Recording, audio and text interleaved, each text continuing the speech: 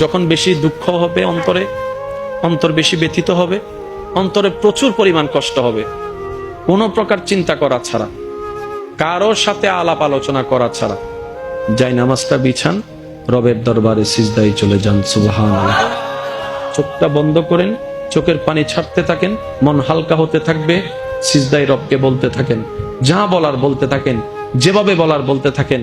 মনে রাখবেন, আপনার সেই মনের বেতার ভাষা হতে পারে আপনার রক্ত বুঝবে না, আপনার ভালোবাসার মানুষ বুঝবে না, আপনার প্রিয় মানুষ বুঝবে না, কিন্তু আপনি যেভাবেই বলেন না কেন, আপনার প্রত্যেকটা শব্দ আপনার রব্বুল আলামিন বুঝবেই বুঝবে। সুবহানাল্লাহ।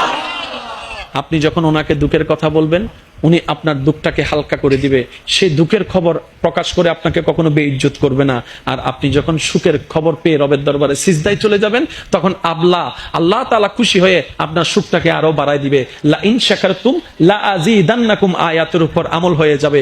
আপনি শুকরিয়া করতে থাকবেন, সুখটাকে বাড়তে থাকবেন, সুখের কথা বলতে থাকবেন, রব্বুল আলামিন দেখে দেখে আপনার সুখও বাড়ায় দিবে, শান্তিও বাড়ায় দিবে। বলেন না সুবহানাল্লাহ।